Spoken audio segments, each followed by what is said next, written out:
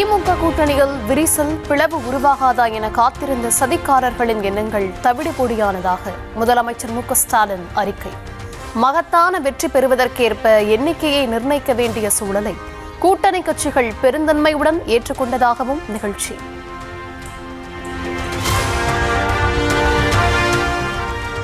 உதயசூரியனும் நமது சின்னம்தான், கை முரசு, கதிர் அறிவால் சுத்தி நட்சத்திரம், பானை, ஏணி ஆகியவும் நமது சின்னங்கள்தான் என பணியாற்ற திமுகவினருக்கு கட்டளை.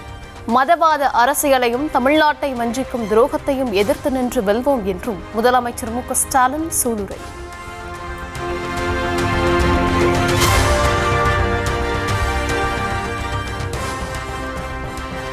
அதிமுக முன்னாள் அமைச்சர்கள் 21 பேருக்கு மீண்டும் தேர்தலில் போட்டியிட வாய்ப்பு.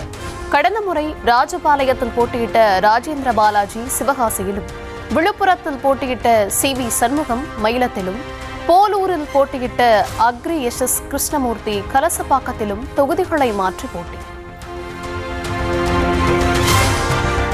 திமுக ஆட்சியில் மின் கட்டணம், சொத்து வரி உயர்வால் சாதாரண மக்களுக்கு கடும் பாதிப்பு என EPS குற்றச்சாட்டு. 5 லட்சம் கோடி ரூபாய் கடன் வாங்கியதுதான் திமுக அரசின் சாதனை என்றும், மு க ஸ்டாலின் கடன் வாங்குவதில் சூப்பர் முதலமைச்சர் எனவும் விமர்சனம். ஆனால் திராவிட முன்னேற்ற கழக ஆட்சியிலே 180% வரியை உயர்த்திருக்கின்றார்கள். ஆண்டுக்கு 6% வீட்டு வரி உயர்வு, கடை வரி உயர்வு. இப்படிப்பட்ட கொடுங்கோல் ஆட்சி தேவையா? அந்த அமைச்சர் எல்லாம் பேசுறாங்க சூப்பர் முதலமைச்சர். எதுல சூப்பர் முதலமைச்சர்? கடன் வாங்குவதிலே சூப்பர் முதலமைச்சர்.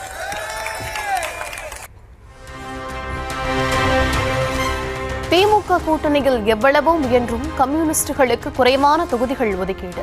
அங்கீகாரம் இல்லாத கட்சிகளுக்கு அதிக தொகுதிகள் கிடைத்திருப்பதாக தேமுதிக மீது EPS மறைமுக விமர்சனம்.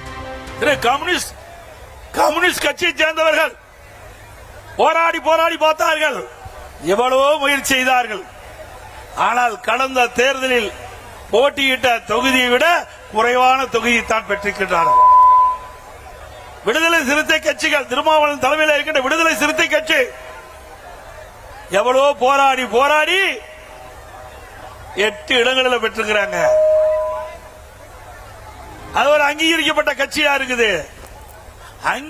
அங்கீகாரம் இல்லாத ஒரு கட்சிக்கு அதிக இடம் கொடுத்திருக்கிறாங்க. இதுதான் திமுக. சென்னை மயிலாப்பூர் தொகுதியில் எடப்பாடி பழனிசாமி பிரச்சாரத்தில் பங்கேற்ற தமிழிசை, பாஜக சார்பில் போட்டியிடுகிறாரா என்ற கேள்விக்கு தங்கள் கட்சிக்கென நடைமுறை இருப்பதாக மழுப்பல் பதில். இன்னைக்கு தென்சென்னைக்கு உட்பட்ட மயிலாப்பூருக்கு நான் செல்கிறேன்மா, வரீங்களான்னு கேட்டாங்க. ஆமா நான் வருகிறேன்னு. அந்த வகையில தான். அது மட்டும் இல்ல, நான் பாரதிய ஜனதா கட்சியோட ஒரு தலைவர், அண்ணனோட கூட்டணி கட்சி தலைவி என்ற முறையில் கலந்து கொண்ட வேட்பாளர் எங்கள் கட்சி அறிவித்த பின்புதான் யார் வேட்பாளர் என்று தெரியும். சென்னை கோயம்பேடு, பெரம்பூர், T-நகர் உள்ளிட்ட 10 இடங்களில் பிரச்சாரம் மேற்கொள்ள தாவிக தலைவர் விஜய் திட்டம். 28ஆம் தேதி வாகன பிரச்சாரத்திற்கு அனுமதி கோரி தலைமை தேர்தல் அதிகாரியிடம் செங்கோட்டையன் மனு. சென்னையில் 28ஆம் தேதி விஜய் பிரச்சாரம் மேற்கொள்ள தேர்தல் ஆணையம் அனுமதி மறுப்பு. கூட்டம் அதிகம் கூடுவதற்கு வாய்ப்புள்ளதால் அசம்பாவிதங்களை தவிர்க்க பிரச்சாரத்தை மாற்றியமைக்க அறிவுறுத்தல். தாவேக தலைவர் விஜய் வருகையால் பெரம்பூரில் எந்த பிரளயமும் ஏற்படாது என சேகர்பாபு கிண்டல்.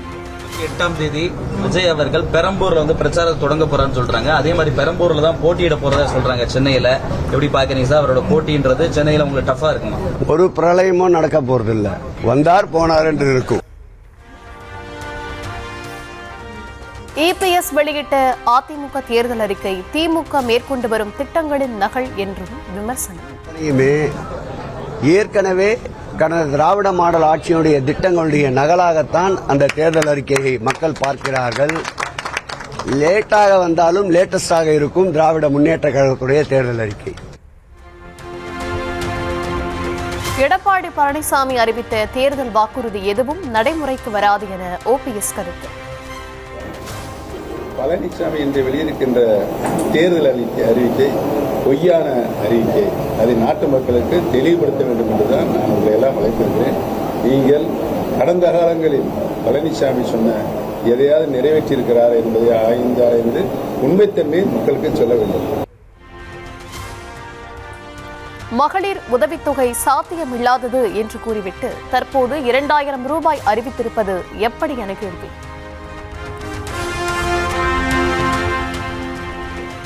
EPS முதலமைச்சரானால் தூக்கில் தொங்குவேன் என கூறிய டிடிவி தினகரன் இன்று அண்ணன் தம்பி உறவு கொண்டாடுகிறார். இருவரும் பங்காளி சண்டை போட்டுவிட்டு தற்போது மீண்டும் சேர்ந்திருப்பதாக OPS விமர்சனம். திமுக கூட்டணியில் காங்கிரசுக்கு ஒதுக்கப்பட்ட 28 இடங்கள் எவை? ஓரிரு நாட்களில் முடிவெடுக்கப்படும் என பேச்சுவார்த்தைக்கு பின் செல்வ பெருந்தகை பேட்டி. நாங்கள் கேட்ட தொகுதிகளை சிலதை அவர்கள் கேட்கிறார்கள், அவர்கள் கேட்கும் தொகுதிகளை நாங்கள் கேட்கிறோம். பேச்சுவார்த்தை சுமூகமாக நடந்திருக்கிறது. இன்னும் ஓரிரு நாட்களில் ஒரு முடிவுக்கு வருவோம். இவர்கள் கொடுத்த தொகுதிகளெல்லாம் அகில இந்திய காங்கிரஸ் கமிட்டி AICC தலைவரிடம் அனுப்பி ஒப்புதல் பெற்று மீண்டும் இங்கே கொடுப்போம். தேமுதிக போட்டியிடும் தொகுதிகள் தொடர்பாக திமுகவுடன் தேமுதிக பொருளாளர் LK சுதீஷ் தலைமையிலான குழு முதல்கட்ட பேச்சு. விருப்ப தொகுதிகளின் பட்டியலில் 70% அளவுக்கு உடன்பாடு ஏற்பட்டிருப்பதாக பேட்டி. அந்த 10 தொகுதிக்கு எங்களுக்கு விரும்பிய தொகுதியில் நம்ம கேட்டிருக்கோம். அதில் கிட்டத்தட்ட ஒரு 70% நாங்கள் கேட்ட தொகுதி கொடுத்துருக்காங்க.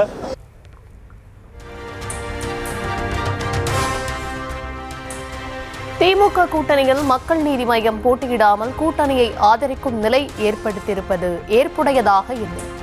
தொகுதிகளின் எண்ணிக்கை எதுவானாலும் டார்ச் சின்னத்தில் போட்டியிட அனுமதிக்க வேண்டும் என முதலமைச்சர் மு.க. ஸ்டாலினுக்கு திருமாவளவன் வேண்டுகோள்.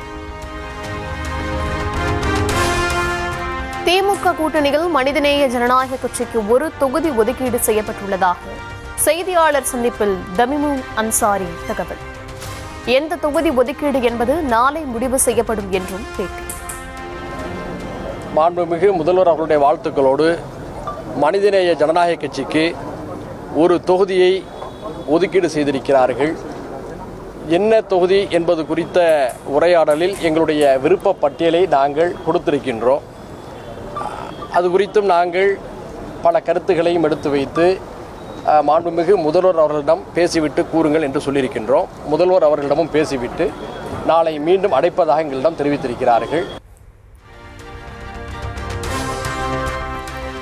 தமிழ்நாட்டின் அரசியல் அதிகாரத்தை வட இந்தியர்கள் முடிவு செய்யும் நிலை ஏற்பட்டுள்ளதாக நாம் தமிழர் கட்சி ஒருங்கிணைப்பாளர் சீமான் ஆதங்கம். SIR மூலம் வட இந்தியர்கள் 1.5 கோடி பேருக்கு பாஜக அரசு தமிழகத்தில் வாக்குரிமையை பெற்று தந்துள்ளதாகவும் குற்றச்சாட்டு. வட மாநிலத்திலிருந்து, பீகார்லிருந்து, உத்தரப்பிரதேசத்திலிருந்து, குஜராத்திலிருந்து ஏகப்பட்ட பேர் வட இந்தியன் அந்த இடத்தை நிறைச்சிட்டான். 1.5 கோடி பேர் இங்க இருக்கான். SIRனு ஒன்று கொண்டு புதிய வாக்காளர், சிறப்பு வாக்காளர் சீர்திருத்தம் பண்ண அவனுக்கு எல்லாருக்கும் ஓட்ட கொடுத்துட்ட. நீ குடும்ப அட்டை கொடுத்த, ஒரே ரேஷன் கார்டுன்ட்ட, எல்லாருக்கும் ஓட்டுரிமை கொடுத்துட்ட. அந்த 1.5 கோடி பேரும் இந்த நாட்டில் ஓட்டு போட்டான்னா என் நாட்டின் அரசியலையும் அதிகாரத்தையும் அவன் முடிவெடுப்பான்.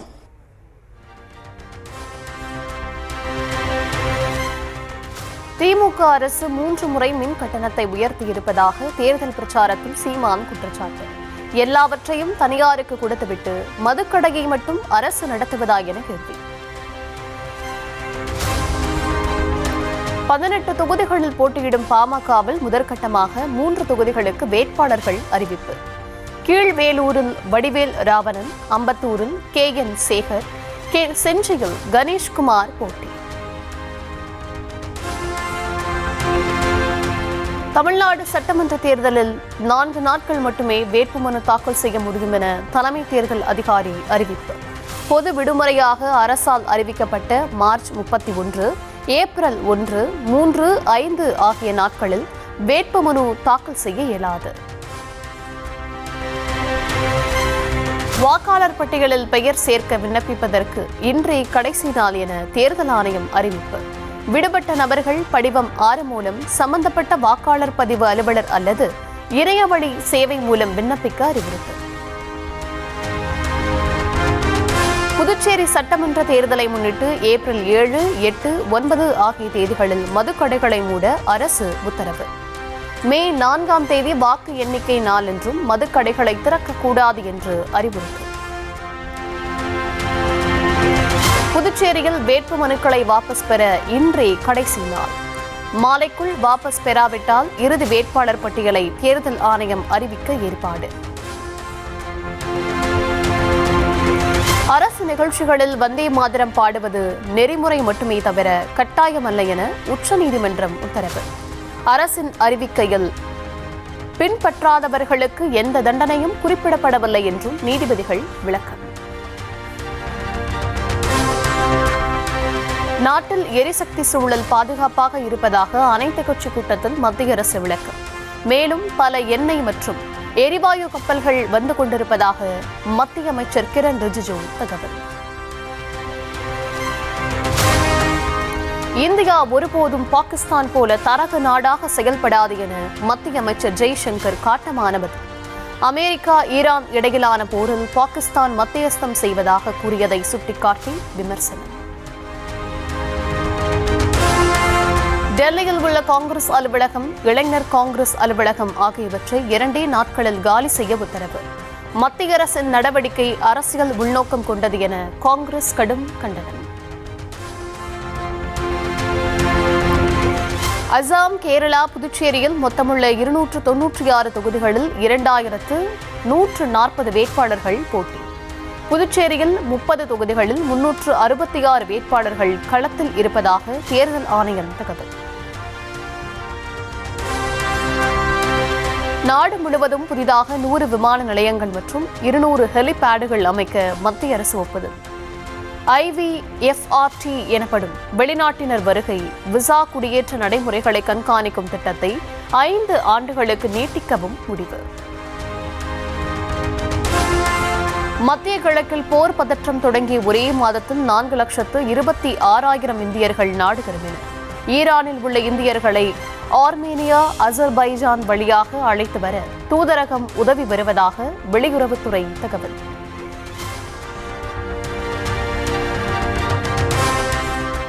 லண்டனுக்கு தப்பி ஓடிய வைர வியாபாரி நிரவ் மோடி இந்தியாவுக்கு திருப்பி அனுப்பப்படுவது உறுதி. நாடு கடத்தும் வழக்கை மீண்டும் விசாரிக்க கோரிய மனுவை தள்ளுபடி செய்தது இங்கிலாந்து நீதிமன்றம். போர் நிறுத்தம் தொடர்பான அமெரிக்காவின் 15 அம்ச திட்டத்தை நிராகரித்தது ஈரான். பதிலுக்கு 5 அம்ச நிபந்தனைகளை ஈரான் முன்வைத்ததால் முட்டுக்கட்டை. ஹார்முஸ் நீரிணையை கடந்து கராச்சி துறைமுகத்திற்கு செல்ல முயன்ற பாகிஸ்தான் எண்ணெய் கப்பலுக்கு ஈரான் அனுமதி மறுப்பு. ஈரானின் புரட்சிகர பாதுகாப்பு படை தடுத்து நிறுத்தியதால் மீண்டும் பாரசீக வளைகுடாவுக்கே திரும்பிய கப்பல். போரில் அடைந்த தோல்வியை ஒப்பந்தம் என அமெரிக்கா சொல்லிக் கொள்வதாக ஈரான் கிண்டல். அமெரிக்கா தங்களுக்குள்ளே பேச்சுவார்த்தை நடத்தி கொண்டிருப்பதாகவும் விமர்சனம். மத்திய கிழக்கில் நிலவும் போர் நீண்ட காலத்திற்கு தொடர்ந்தால் ஈராக் போரில் ஏற்பட்ட பேரழிவு போல மீண்டும் ஏற்படும். ஐரோப்பா உள்பட உலகம் முழுவதும் பாதிப்பை உண்டாக்கும் என ஸ்பெயின் பிரதமர் பெட்ரோ சாnchez எச்சரிக்கை. நியூஸ் தமிழ் தேர்தல் பயணத்தின் 27வது நாள் நிகழ்ச்சி. தஞ்சாவூர் பெரியார் மணியம்மை நிகர்நிலை பல்கலைக்கழகத்தில் அரசியல் பார்வையை வெளிப்படுத்திய மாணாக்கர்கள். என்னன்னா, நானுமே இவங்களுக்கு ஆதரிக்கிற மாதிரி தான் சொல்றேன். என்னோட தனிப்பட்ட கருத்துமே புதுசா வர கட்சிகளுக்கு வாய்ப்பு கொடுக்க வேணாம் அப்படிங்கறத தாண்டி இருக்கிற கட்சியே நம்ம பக்குவப்படுத்தலாம். புதுசா வர கட்சிகள் நீங்க உங்களால என்ன முடியும்ன்ற உங்களோட பொட்டன்ஷியலை காட்டுங்க. உங்களுக்கான டைமை நாங்க தரோம். இலவசங்களை கொடுக்கறாங்கல்ல, மாணவர்களுக்கு சைக்கிள் கொடுக்கறாங்க, லேப்டாப் கொடுக்கறாங்க, வேணாங்கல்ல, தேவைப்படுது. அதுல முக்கியத்துவம் காட்டுறவங்க மாணவர்களோட கல்விக்கு நல்ல ஆசிரியர்களே இல்ல. தஞ்சாவூரில் நடைபெற்ற நியூஸ் தமிழ் தேர்தல் பயண நிகழ்ச்சியில் தொகுதி பிரச்சனைகள் குறித்து காரசார விவாதம். மணல் கொள்ளை அதிகமா நடக்குது அப்படிங்கிறாங்க. எங்க ஓடுது அதை தூர்வாரிய காரணத்தினால்தான் இன்றைக்கு தென்னை விவசாயிகளுக்கு முழுமையாக தண்ணீர் சென்றடைகிறது. ஆரே இல்லாத திமுக மாடல் எம்எல்ஏ. திமுக நிர்வாகி ஆடுதுறை உத்ராபதி, அதிமுக நிர்வாகி திலீபன், நாதாக வேட்பாளர் செந்தில்நாதன் பங்கேற்பு. மீத்தேன் எரிவாயு காற்று எடுப்பதற்கு ஏலம் தலைவி அம்மா அவர்கள் மட்டுமில்லை, நம்மாழ்வார்களை போன்றவர்கள் பன்னாட்டு கம்பெனிக்கு போயிருக்கிறார். காஞ்சிபுரம் ஏகாம்பரநாதர் கோவில் பங்குனி உத்தர திருக்கல்யாண பிரமோற்சவம் கோலாகலம். ஏலாவர் குழலி அம்மையாரோடு முக்கிய வீதிகள் வழியாக வலம் வந்த ஏகாம்பரநாதர்.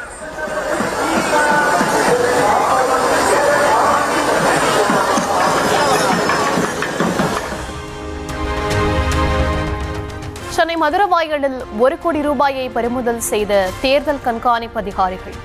தனியார் ஏஜென்சி ஆவணம் ஏதும் இன்றி வாகனத்தில் எடுத்து சென்றபோது கைப்பற்றப்பட்டதாக தகவல்.